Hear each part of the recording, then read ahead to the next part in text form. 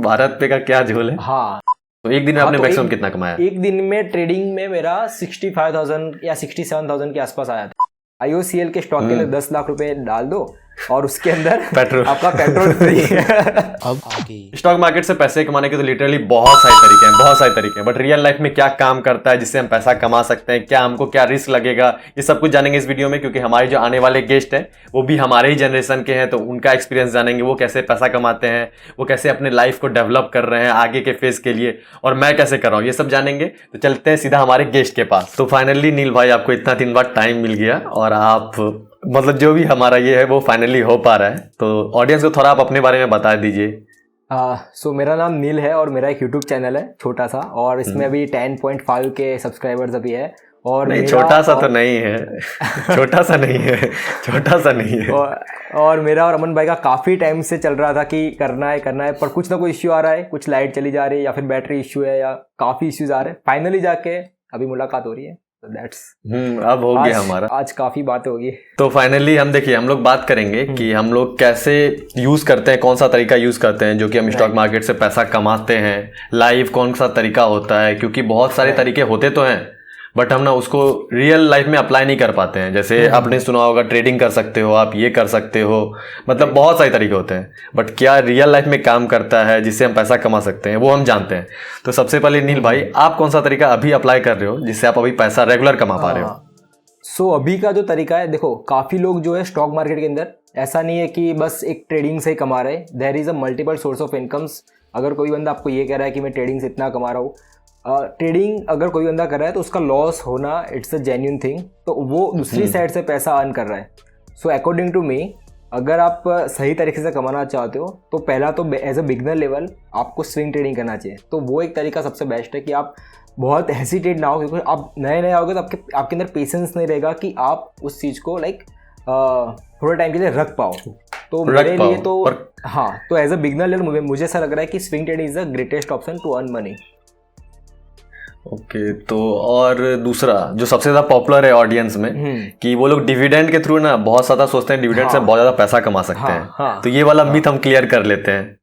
हम लोग को भी डिविडेंड मिलता है बट हम लोग कोल इंडिया पे पैसे नहीं लगाते हैं, कोई गवर्नमेंट स्टॉक्स में नहीं लगाते हैं पैसे, ताकि उसमें डिविडेंड तो बहुत ज़्यादा मिल जाता है बट स्टॉक्स का तो रियल वैल्यू जो है वो ओवर द टाइम उतना ज़्यादा बढ़ता नहीं है। जैसे कोल इंडिया का आप देख लो कितना ज़्यादा गिर रहा है, फिर सेल का देख लो, गेल तो शायद आई थिंक बेच ही दिया। तो आपका क्या ख्याल है इसके ऊपर? हाँ, तो नहीं, पहले आप अपना ख्याल पहले बताओ फिर मैं अपना बताता हूँ। नहीं, मेरा तो बता दिया कि यही है, मुझे तो गवर्नमेंट स्टॉक्स में दूर रहना है डिविडेंड के लिए। लेकिन अगर जैसे हम डिविडेंड हमको चाहिए, डिविडेंड वाला पैसा हमको चाहिए, तो कौन से स्टॉक्स हमें पिक करने चाहिए? देखो, पहला चीज़ तो जो लोग डिविडेंड के लिए अभी अप्लाई कर रहे हैं, तो मैं भी एज अ बिगनर लेवल पे मैं पूरा लिस्ट निकालता था कि कौन कौन सा स्टॉक डिविडेंड दे रहा है उसके 3-4 दिन पहले, क्योंकि डीमेट अकाउंट में जाने के बाद ही आपको डिविडेंड मिलेगा। ऐसा तो है नहीं कि मतलब अभी कभी डिविडेंड मिल गया।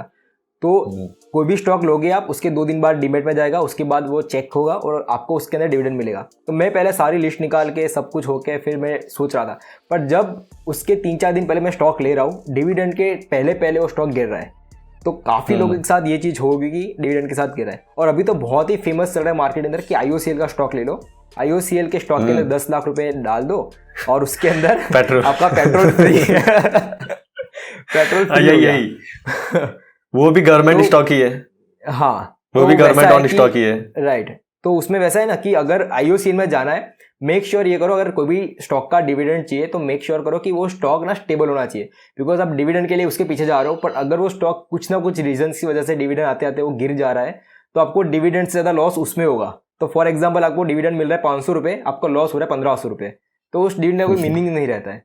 हाँ, तो ये तो थियरी गलत है, ये थियरी गलत है कि आपको डिविडेंड का पैसा या IOCL के अंदर डाल दिया और आपका पेट्रोल फ्री हो गया, ये कोई सेंस नहीं बनता है।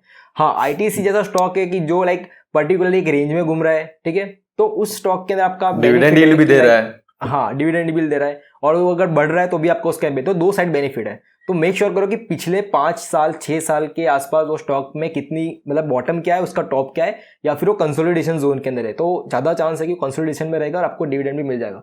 बट एक बार वो गिरना चालू हुआ तो आपका डिविडेंड ज़्यादा, मतलब वो। अच्छा, एक सवाल।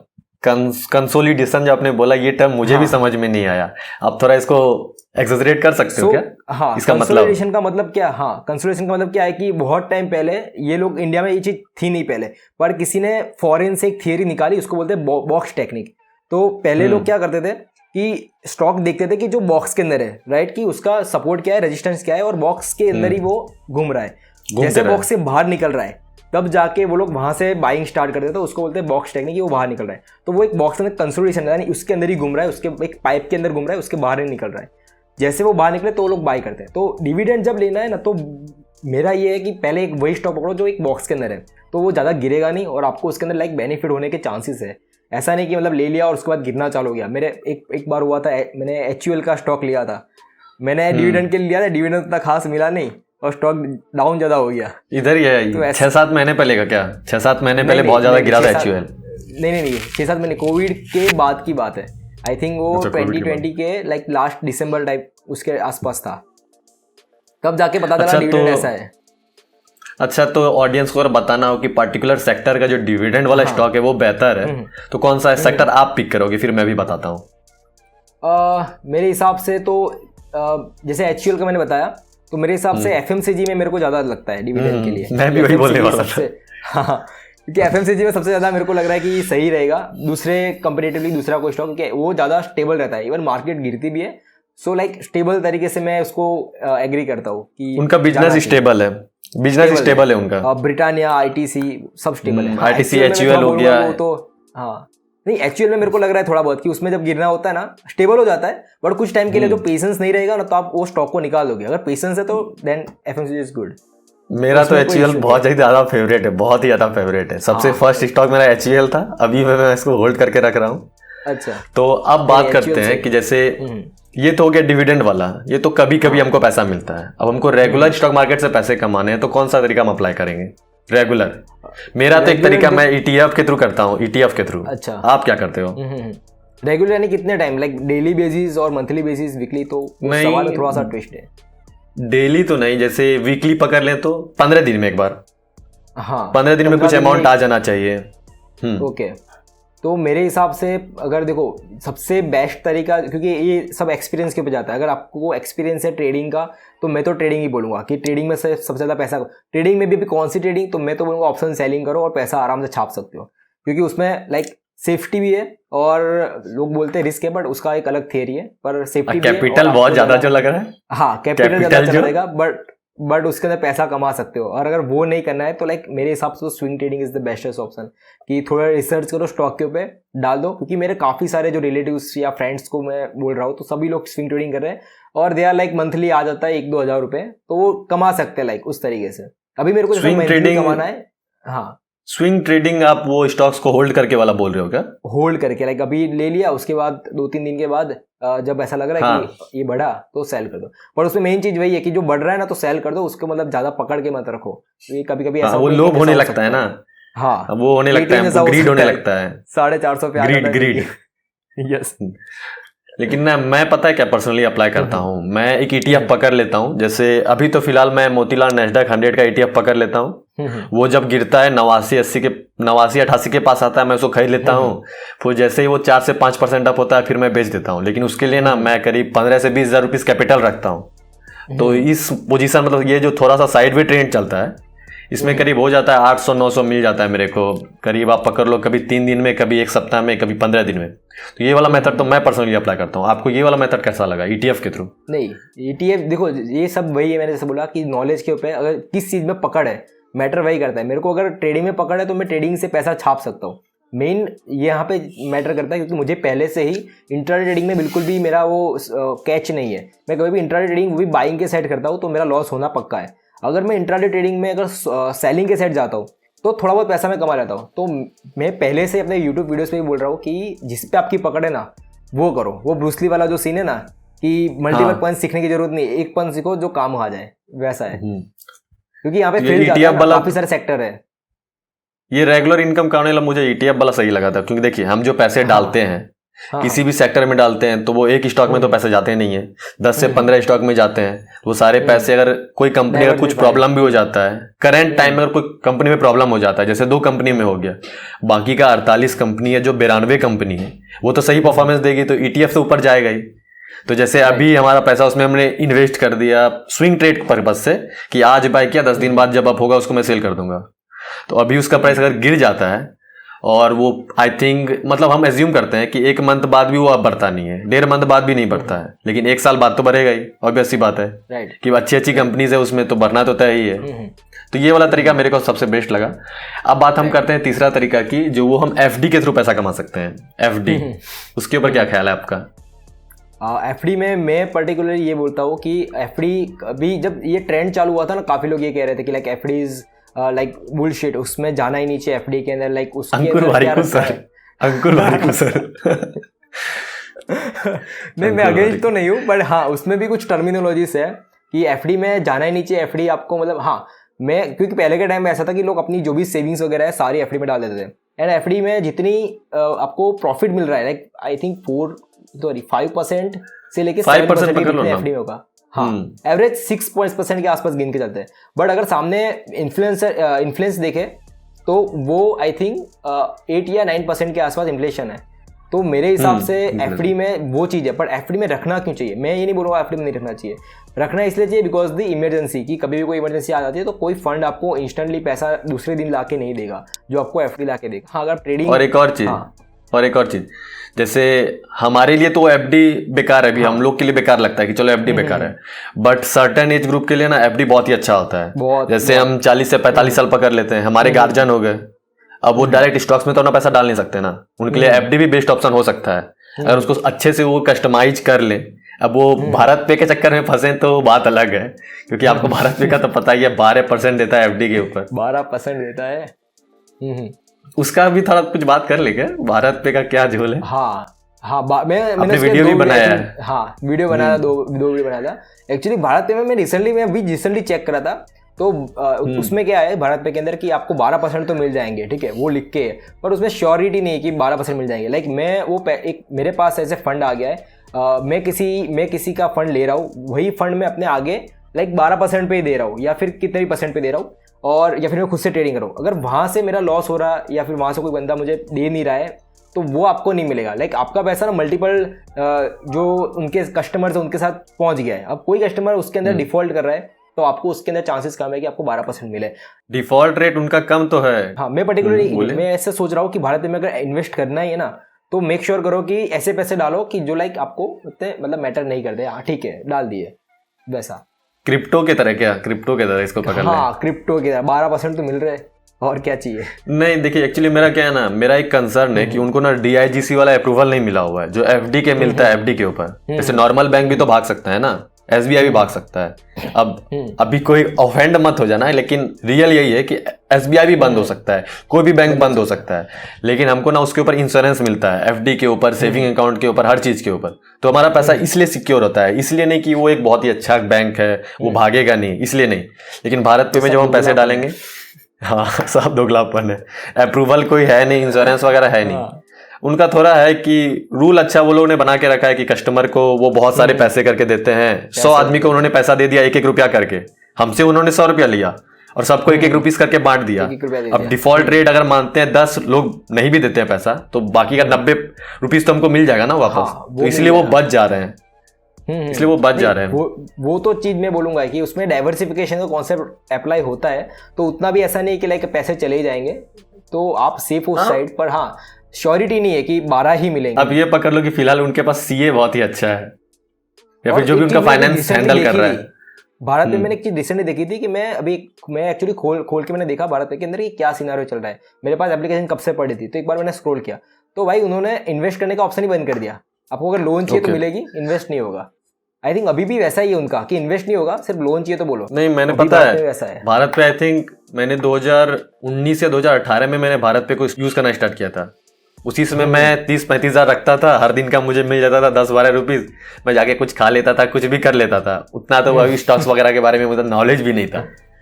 तो अब हम बात करते हैं कि जैसे बहुत लोगों को ना क्या होता है ना कि जैसे वो ग्रोथ स्टॉक से बहुत भागते हैं, ग्रोथ स्टॉक, जैसे एशियन पेंट हो गया, पिडलाइट हो गया, और भी बहुत सारी कंपनी है जो कि बहुत ही अच्छा ग्रोथ देती है। हाँ, ये आप बोल सकते हैं कि शॉर्ट टर्म में उतना ज़्यादा नहीं मिलता है, लेकिन लॉन्ग टर्म में जब हम उसका कंसीडर करेंगे तो वो बहुत ही ज़्यादा ग्रोथ देती है। जैसे जैसे पेज इंडस्ट्रीज हो गया, नेस्ले हो गया, ये सब का पिछला करियर आप देखो, जैसे 20 से 25 साल पहले चले जाते हैं, देखिए कितना कंसिस्टेंट ग्रोथ इन्होंने दिया है। तो उसके बारे में क्या ख्याल है आपका कि लोग इस पे पर क्यों नहीं लोग ध्यान देते हैं, इससे क्यों वो भागते हैं? क्योंकि लोगों को ताबड़तोब पैसा चाहिए, अभी के अभी पैसा चाहिए, लॉन्ग टर्म के लिए किसी को सोचना ही नहीं है। तो क्विक रिच स्कीम, पैसा, हाँ क्विक मतलब कितने दिन में पैसा डबल, 12 दिन में क्या था वो अक्षय कुमार का, 21 दिन में 21 दिन में पैसा डबल बाबू भैया, 21 दिन में पैसा डबल चाहिए। तो वैसे ग्रोथ जो स्टॉक है जैसे ये वाले, मतलब पर्सनली अगर होल्डिंग में रखना है तो ये सारे ग्रोथ स्टॉक के अंदर जा सकते हो, बट वो है कि वो एक सर्टेन टाइम के बाद रिटर्न देंगे। पर मेरा ये है कि उसके अंदर भी आप डाइवर्सिफाई करो, ऐसा नहीं कि पूरा पैसा ग्रोथ में डाल दो, that's is very safest option. But हाँ, कुछ ऐसा होना चाहिए जहाँ पे आपको, मतलब मैं particularly as a human psychology मानता हूँ कि कुछ पैसे अपने को चाहिए जो अपने को मोटिवेट कर सके कि हाँ मुझे यहाँ से पैसा आ रहा है, थोड़े थोड़े टाइम में आ रहा है। रोज स्टॉक के अंदर पैसा पड़ा है, रोज खोल के लोग देखेंगे क्या आ रहा है, अगर साल भर भी देखेंगे तो वो सोचेंगे इससे अच्छा तो मैंने एफडी में डाल दिया था कि चलो ये तो 5% आए, तो वो एक रहता है। पर हाँ, लॉन्गर टर्म के अंदर वो बेनिफिट करवा सकता है। तो अभी आप जो इन्वेस्टिंग वगैरह करते हो, स्टॉक्स वगैरह बाय करते हो, ऑप्शन सेल करते हो, तो आपका पैसा का सोर्स क्या है? आपका पैसा का सोर्स क्या है? मेरा तो काफी, मेरा देखो पैसे का जो इन्वेस्ट फैला हुआ बिजनेस है, फैला हुआ बिजनेस है काफी। उतना भी फैला हुआ नहीं है भाई। तो एक तो मेरा खुद का स्टार्टअप है, तो मैं वो साइड पे रन कर रहा हूँ, छोटा मोटा स्टार्टअप है, ज़्यादा वो बड़ा नहीं है, तो वो एक है। दूसरा मैं अभी रिसेंटली खोला हूँ 3-4 दिन हुए उसके, और हाँ उसमें भी थोड़ी सी फूड वाला क्या है? फूड वाला ना, फूड वाला क्लाउड किचन, तो वो भी खोला हुआ है। तो उसमें भी उतनी इनकम स्टार्ट नहीं हुई, बट वो धीरे धीरे करने की ट्राई कर रहे हैं। यूट्यूब से उतना खास, क्योंकि आई डोंट नो, यूट्यूब में तो कभी व्यूज भी डाउन हो गए, यूट्यूब से उतना नहीं आता है। हाँ। बट मेन जो सोर्स ऑफ इनकम है मेरी वो है कि जो रेफरल बोनसेस आ रहे हैं, जैसे अपस्टॉक के अंदर मेरे एक वीडियोस वायरल हो गया था उस टाइम पे, काफ़ी लोग ने अकाउंट्स ओपन किए थे अपस्टॉक के अंदर, और अपस्टॉक में काफ़ी फास्ट भी चल रहा था सब कुछ, पैसा भी बहुत दे रहे थे वो लोग। हाँ, पैसा भी बहुत दे रहे थे, और ट्रेनिंग वगैरह भी काफ़ी सही, स्मूथ एंड एक्सपीरियंस काफ़ी सही था। तो मैं भी अभी तक भी अपस्टॉक ही यूज़ कर रहा हूँ। तो बस वैसे उसमें से जो पैसा है अपस्टॉक में से, वो धीरे धीरे उसमें से निकल के आया, और वो एक सोर्स ऑफ इनकम है जो कि आपको रेवेन्यू शेयरिंग मिल जाती है। तो मेरे हिसाब से ये एक ग्रेट सोर्स है। 10-12% क्लब में से भी कुछ लोग रेफर उसके अंदर लिंक डाली थी, उसमें कुछ रेवेन्यू आ रही है। बाकी तो भाई वही है मेन, तो कि अपस्टॉक है। अच्छा, वो जैसे हम रेफरल इनकम को भी कंसीडर कर सकते हैं ना रेगुलर इनकम में, लेकिन उसमें कुछ चीज एक तो हमको ध्यान रखना होगा ना कि बहुत ज्यादा लोगों को रेफर करना होगा, या फिर हमको खुद का यूट्यूब चैनल खोलना होगा, उसमें फिर ऐप को प्रमोट करना होगा, या फिर ये ऑफलाइन के बारे में आपका क्या ख्याल है? आप जो ऑफलाइन एक बार बात कर रहे थे, ऑफलाइन में भी हम ऐसा कर सकते हैं? हाँ, ऑफलाइन में अगर करना है तो मेरे हिसाब से कि उसके अंदर भी एक कॉन्टेक्ट तो चाहिए कि आपको लाइक अपने जो भी आसपास के लोग हैं उसको पता होना चाहिए कि आप स्टॉक मार्केट करते हैं। बिकॉज मेरे काफ़ी जो फ्रेंड्स हैं ना, वो लाइक ऐसे ही घूम के बोल रहे हैं मेरे को स्टॉक मार्केट पता है, वैसा है, और डीमेट अकाउंट सेल करते हैं, या फिर एक छोटी मोटी दुकान खोल देते हैं जिसमें जैसे एंजल ब्रोकिंग है, मेरे एक दोस्त ने खोला एंजल ब्रोकिंग, फ्रेंचाइजी ले ली। या फिर मैं एक और भी वे बताऊंगा जो कि थोड़ा सा लाइक टेढ़ा है, पर हाँ काम करता है, कि कोई तो बता दीजिए क्या दिक्कत है, बता दीजिए।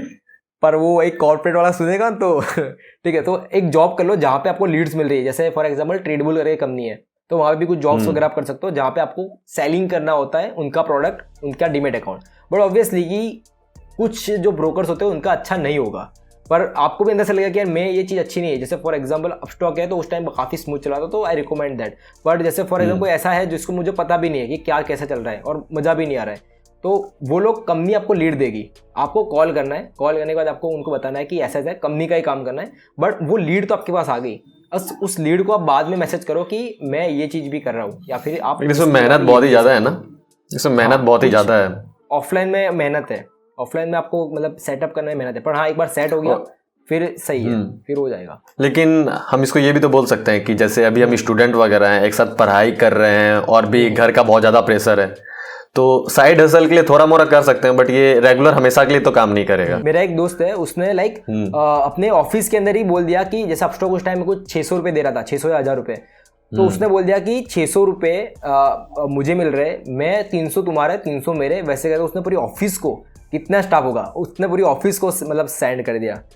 और वैसे उसने काफ़ी पैसे, और उसने ये भी बोल दिया कि अकाउंट बंद करने की जिम्मेदारी मेरी, मैं अकाउंट बंद करवा के दे दूंगा, एक बार खोल हाँ, दो ये फिर यही इंपॉर्टेंट है। यही इंपॉर्टेंट है कि जैसे हम पैसा तो कमा लिए, लेकिन बहुत सारे लोग ना वो ऐप को यूज नहीं करते हैं, फ्यूचर में उस ऐप को यूज नहीं कर रहे हैं, बट उनका अब AMC लग रहा है, तो अब उसको भी तो ध्यान रखना होगा। अपनी किसी के पैसा के चक्कर में किसी का अकाउंट खुला लिया, अभी तो और इजी हो गया। मैं लास्ट जो वीडियो बनाया ना उसमें वही है कि अभी जो लोग यूज नहीं कर रहे हैं ना, ऑटोमेटिकली उसका UCC ब्लॉक हो जाएगा।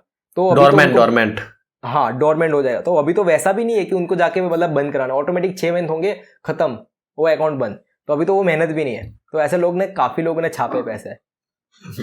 आपने तो बहुत छापे। हाँ, ये ब्रोकरेज का जो था, ब्रोकरेज वाला भी तो इम्पोर्टेंट है ना। उसमें ब्रोकरेज जो हमको मिलता है लाइफ टाइम वाला, इंसेंटिव कम है उसमें। इंसेंटिव में जाने से अच्छा है कि ब्रोकरेज में जाओ, वो बेटर ना। ब्रोकरेज वाला सही लगा था मेरे को। हाँ। और यूजर्स यूट्यूब चैनल भी खोल सकते हैं। जैसे बहुत लोगों का है कि उनको थोड़ा थोड़ा जानकारी हो चुका है, तो अब वो कुछ सीख के यूट्यूब चैनल भी खोल सकते हैं। हाँ, हमारे जैसे बन सकते हैं। अब इसमें कुछ बहुत बड़ा कैश तो नहीं है, लेकिन देखिए अर्निंग करना जरूरी है, तो अर्निंग तो करने के लिए हमें कुछ ना कुछ तो करना ही होगा, ताकि हम सीख भी सकें। हाँ, लर्निंग फिर अर्निंग। अब हमारा जैसे म्यूचुअल फंड के थ्रू भी क्या हम पैसे कमा सकते हैं? हाँ, आपने ये चीज ट्राई किया है? मैं यूजुअली म्यूचुअल फंड में मैं शॉर्ट टर्म के लिए कभी नहीं सोचता हूँ। मेरा म्यूचुअल फंड में लॉन्ग टर्म ही है। तो मैं पर्सनली रेकमेंड करूँगा कि म्यूचुअल फंड में जाना है तो लॉन्ग टर्म सोच के ही जाओ, शॉर्ट टर्म में कभी मत जाओ। और उसमें सिर्फ एक ही ट्रिक है, मैं उसमें ज़्यादा नहीं बोलूँगा, पर एक ही ट्रिक है मेरे हिसाब से कि SIP, क्योंकि लोग सीधा लमसम तो कोई नहीं करेगा, इतना अमाउंट भी किसी के पास नहीं रहेगा। लाइक मैं पर्सनली लमसम में जाता हूँ, पर SIP यूजुअली मेरे हिसाब से सही रहता है कि आप SIP स्टार्ट करो और स्टार्ट करके चालू कर दो। बट उसमें लोग वही है कि लोग SIP जैसे 500 का चालू किया है तो 500 का ही जाने देते हैं। वो लोग ये नहीं सोचते कि स्टेप अप नहीं सोचते कि मैं 1000 करूंगा, 1500 करूंगा। तो वही है कि थोड़े टाइम बाद देखोगे तो वहीं के वहीं होगा। अगर उसमें बढ़ाया है तो ग्रोथ अपने आप तो फिर बढ़ेगा। तो कंपाउंडिंग देखिए, एक कंपाउंडिंग तो कंपनी अपने तरफ से कर रही है, म्यूचुअल फंड वाली जहां पे हम पैसे डाले हैं। एक फिर कंपाउंडिंग हम अपने तरफ से भी कर रहे हैं। 10 का 12 किए तो 2 रुपीज बढ़ा, फिर 12 का 14 किए, 14 से फिर 18 होगा। जैसे हम लोग अर्निंग तो अपना बढ़ा लेते हैं, लेकिन वही ना, जब हम इन्वेस्टिंग करते हैं या फिर SIP करते हैं तो वहां पैसे इन्वेस्ट ही नहीं करते ज्यादा। साल में इंक्रीमेंट भी होता है, तो उसमें इंक्रीमेंट हो रहा है तो यहाँ पे भी 500 रुपये बढ़ाओ, ठीक है। आगे आपको ही फायदा है, थोड़ी ना कोई और लेके जा रहा है। हाँ, अच्छा, आपसे एक फनी सवाल पूछता हूँ। जैसे अभी आपको पता चले कि स्टॉक मार्केट कल से बंद होने वाला है, इंडिया में कोई स्टॉक मार्केट नहीं रहेगा, तो आपके लिए अच्छा है या फिर बुरा है? मेरे लिए तो पर्सनली बुरा है। अगर बंद हो जाए तो मेरे लिए बुरा है, क्योंकि और तो कोई, हाँ बहुत ज्यादा, क्योंकि और तो कोई ऐसा सोर्स नहीं रहेगा कि जहाँ से लाइक लॉन्गर टर्म के अंदर अभी LIC में जाना पड़ेगा फिर। वही है। हाँ, और ये भी है ना, जैसे एज एन लार्जर ऑडियंस बहुत सारी कंपनी ग्रो ही नहीं कर पाएगी। बहुत सारी कंपनी ग्रो ही नहीं कर पाएगी। उनका ग्रो करने का रीजन यही है कि उनके पास हमारा पैसा है, हमारा पब्लिक का पैसा है। अब बहुत लोगों को लगता है कि रिलायंस जो है ना वो खुद ब खुद बहुत ज्यादा बड़ी होगी। नहीं, उनके पास हमारा कितना सारा पैसा है। मार्केट कैप चेक करोगे, उसमें से कितना से उसने पब्लिक को डाइल्यूट करके रखा हुआ है, उसने कितना सारा हमसे पैसा लिया हुआ है, तब जाके वो ग्रो कर रहे हैं। तो ये बहुत ही ज्यादा स्टॉक मार्केट हमारे लिए जरूरी है कि लोग उतना ध्यान देते नहीं है। लोगों को लगता है बस स्टॉक मार्केट। पर वैसा भी एक चीज है कि हर एक चीज का एक एडवांटेज डिसएडवांटेज रहता है। डिसएडवांटेज आपने बता दिया, एडवांटेज बस वही है कि अगर ये सब हो रहा है तो कुछ पैसा जो लोग डाल के स्टॉक मार्केट में जो घुमाते हैं वो सब चीजें बंद हो जाएगी, फिर वो पैसा यहाँ पे रहेगा। हाँ, तो वो भी है, वो पैसा फिर यहाँ पे। अदानी तो जा ही रहा है, अदानी तो कितना ऊपर जा रहा है, कहाँ से लेके आ रहा है पता नहीं। अदानी का तो मैंने पिछले पॉडकास्ट में भी बात किया था। गजब है उसका, उनका ग्रोथ बहुत ही ज्यादा है, लेकिन मेरे को लग रहा है ना वो ग्रोथ सस्टेन नहीं कर पाएंगे। बहुत ज्यादा डेप्ट ले रहे हैं, बहुत ज्यादा कर्ज ले रहे हैं। मैंने अभी रिसेंटली सुना था, मैं एक हेज फंड के साथ था, उन्होंने मेरे को ये बोला कि अगर आप अदानी में देख रहे हो ना, और तब अदानी चला था 3000 के, सॉरी 2800 आसपास। उसने मेरे को, मेरे जो हेज फंड में जो मेरे साथ थे, उन्होंने मेरे को बोला कि अदानी जाएगा 5000 तक, या 5000 के या 4000 के आसपास बोला, और उसके बाद वो स्प्लिटिंग होने वाला है, जो अदानी एंटरप्राइज है स्प्लिटिंग होने वाला है। अभी ऐसा इनसाइडर न्यूज है कि क्या है पता नहीं, बट मुझे तब पता चला था कि उनके, ये रिसेंट का न्यूज है, रिसेंट का, हाँ न्यूज नहीं है, पर मेरे को ऐसी बातचीत हुई थी। अब उनको कहीं से न्यूज मिली हो पता, वो मुझे नहीं पता। और ये भी एक अपडेट आया ना कि अदानी का कोई शायद FPO होने वाला है, FPO अलग एक्स्ट्रा पैसा उठाने वाला है। वो भी आइडिया नहीं है। अदानी साइड मेरा ध्यान नहीं है। अदानी पे मैं भी दूर ही रहता हूँ, मैंने उतना पैसा लगाया नहीं है। आई थिंक मैंने 5 से 6 हज़ार ही लगाया होगा अदानी पे। और US अकाउंट के बारे में क्या ख्याल है आपका? US अकाउंट, IND मनी वगैरह? हाँ, US में ऐसे मैं इन्वेस्ट अभी तो नहीं कर रहा हूँ US में, क्योंकि 1 भी रुपीज नहीं। एक भी रुपीस नहीं यूएस के अंदर। हाँ, मैं यूएस के अंदर अगर जाना चाहूँगा तो मेरा पर्टिकुलरली एक म्यूचुअल फंड है, जैसे मोतीलाल ओसवाल S&P 500, उसमें काफ़ी मतलब पूरी की पूरी जो है वो यूएस के अंदर होल्डिंग है, वो काफ़ी सही रन हो रहा है। दूसरा पराग Nasdaq 100 वाला ना, उसमें भी Nasdaq 100 वाला। हाँ नहीं, वो S&P 500 है, वो S&P मोतीलाल ओसवाल जो है S&P 500 है। और दूसरा अभी रिसेंटली एक नावी करके आया था, नावी में नास्डैक है। नावी का ना एक बहुत ही अच्छा म्यूचुअल फंड है यूएस वाला, नावी टोटल यूएस स्टॉक, वीटीएस, मतलब अमेरिका का जो स्टॉक मार्केट होता है वहां पे वीटीएस है, वैनगार्ड टोटल स्टॉक मार्केट, यानी कि वो अमेरिका का जो जितना टोटल स्टॉक मार्केट है ना वहां पे हमारा पैसा जाएगा। तो उसका ना एक म्यूचुअल फंड आया हुआ है नावी की तरफ से, जो कि आई थिंक IND मनी पे अभी हमको दिख रहा है, अभी ग्रो वगैरह पे नहीं दिख रहा है। वो वाला एक बहुत ही अच्छा आया है। ग्रो में एक नावी का है, अभी रिसेंटली आया था, मैंने उसमें इन्वेस्ट भी किया। अभी तकरीबन मेरा NAV कुछ 10 था, अभी चल रहा है वो 8 के आसपास। तो मेरा उस पर्टिकुलर सेक्टर के अंदर मेरा पूरे म्यूचुअल फंड में ग्रीन है, सॉरी रेड है, बाकी सब में ग्रीन चल रहा है। वो एक मेरे ग्रीन और रेड, कैसे ग्रीन रेड का बहुत प्रॉब्लम होता है ना। हाँ, वो पूरा ग्रीन है म्यूचुअल फंड, पर वही एक जो है रेड पे वहां पे अटका हुआ है। अच्छा, एक सवाल जो कि मैं अपने एक और गेस्ट से तो मैंने पूछा है, आपसे भी मैं पूछता हूँ कि अभी तक आपने स्टॉक मार्केट से मैक्सिमम कितना ज्यादा पैसा कमाया है, मैक्सिमम एक बार में? जैसे आपने एक बार सेल कर दिया, वो टोटल नहीं मैं पूछ रहा हूँ, एक बार में तो कितना कमाया? सेल कर दिया मतलब जैसे एक लॉट होता है ना, जैसे हमने कोई स्टॉक बाय कर लिया, एक स्टॉक हमने बाय किया, इतना रुपीस हमने सेल किया, मैक्सिमम कितना आपने कमाया है एक बार में? पहला एक ट्रेड के अंदर की मल्टीपल ट्रेड ले सकते हैं वैसा? एक दिन में आप एक दिन में मान लो, चलो मैं एक दिन कर देता हूँ उसको, एक दिन में आपने मैक्सिमम कितना कमाया? एक दिन में ट्रेडिंग में मेरा 65,000 या 67,000 के आसपास आया था एक दिन के अंदर ट्रेडिंग में। ट्रेडिंग में आपको बहुत ही ज्यादा एक्सपीरियंस आपने ले लिया है। वो एक दिन में 7,000 के आसपास वो एक दिन में था। और अगर एक ट्रेड की बात करूँ तो मेरे पास अभी तक वो स्क्रीनशॉट सेव है कि मैंने आई थिंक 10 सेकेंड में 10,000 कमाए थे, 10 सेकेंड में। वो पॉइंट बहुत ज्यादा लगता है, ग्राफ बहुत ज्यादा अप हो रहा होगा।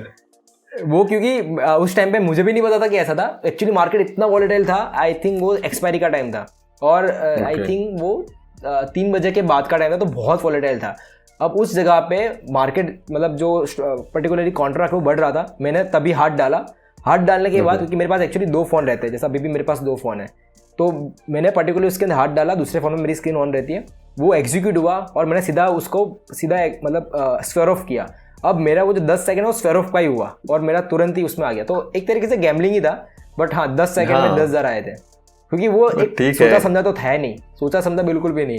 चाहे हो सकता था कि उसमें 50 चले भी जाते हैं, that is a gambling, but वो स्क्रीनशॉट मैंने अभी तक सेव करके रखा है कैसा था। मैं ट्रेडिंग को तो उतना ज्यादा प्रमोट नहीं करता हूँ, बट हाँ अगर आप सीख वगैरह जाते हो आप थोड़ा ध्यान से उसमें, लेकिन टाइम बहुत ही ज्यादा कंज्यूम होता है ना ट्रेडिंग में, आपको पूरा का पूरा दिन उसमें देना होगा, तभी जाके आप पैसा कमा सकते हो।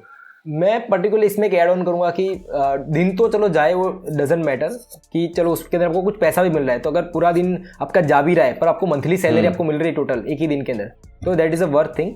बट मेरे हिसाब से इसके अंदर आपकी जो हेल्थ है, जो आपकी आंखें है, वो मेरे हिसाब से ये एक नेगेटिव फैक्टर है, क्योंकि मैं पूरा दिन इसमें बैठ रहा था और मेरे उस टाइम पे लाइक बर्निंग, हेडेक, ये सारी चीजें थी, क्योंकि मुझे मेंटल हेल्थ भी, हाँ वो थोड़ा उसके अंदर डिस्टर्ब होता है। ये मैं पर्टिकुलर इसके अंदर ऐड करूँगा, तो मैं भी उतना प्रमोट तो नहीं करूँगा ट्रेडिंग में, बट मैं ये चीज़ बोलूँगा कि हाँ अगर एक्सपीरियंस है और कुछ मिल रहा है और साथ में आप बैलेंस कर पा रहे हो, क्योंकि मैं उस टाइम बैलेंस कर रहा था कि जैसे फॉर एग्जाम्पल कोई फ्रेंड आया, उसके साथ चला गया, पिज़्ज़ा वीज़ा खा लिया कुछ, जिसमें आपको फील हो रहा है कि लाइक हाँ I am happy with that, तो वो है कि आपको कुछ इसके अंदर इन्वेस्ट करना चाहिए। अच्छा, लेकिन ये चीज़ तो हमें है ना कि स्टूडेंट तो ये चीज़ नहीं कर सकते हैं ना, रेगुलर स्टूडेंट नहीं कर सकते ये चीज़, और स्टूडेंट को करना भी नहीं चाहिए, उनको ना सेल्फ डेवलप पे रहना चाहिए, उनको कुछ स्किल सीखना चाहिए। बिल्कुल भी रिकमेंडेशन नहीं है। जैसे आप कुछ पैसा कमा भी लेते हो तो आप ये ना मत सोचो कि मुझे स्टॉक मार्केट में पैसा डाल के बहुत ही ज़्यादा पैसा भरा लेना है, आप खुद के ऊपर इन्वेस्ट करो, जो कि सबसे ज़्यादा इंपॉर्टेंट है। मैंने वीडियो स्टार्ट तो किया था इसलिए कि आप स्टॉक मार्केट से पैसा कैसे कमा सकते हो, लेकिन अगर आप कुछ पैसे कमा लेते हो तो आप उसका ना 70 से 80% खुद के ऊपर यूज़ करो, बाकी का 20-25% डाल दो अगर मन है तो। जैसे आप स्किल सीख लो, कोई गैजेट बाय करो जिससे आपको उसमें कुछ लर्निंग मिलता है, बुक खरीदो, बुक पढ़ो, बहुत सारे बुक आते हैं इन्वेस्टिंग के बारे में, खुद के ऊपर, पर्सनालिटी डेवलपमेंट के बारे में। अंकुर वारिकू सर का बुक पढ़ो, डू इपिक्स इट।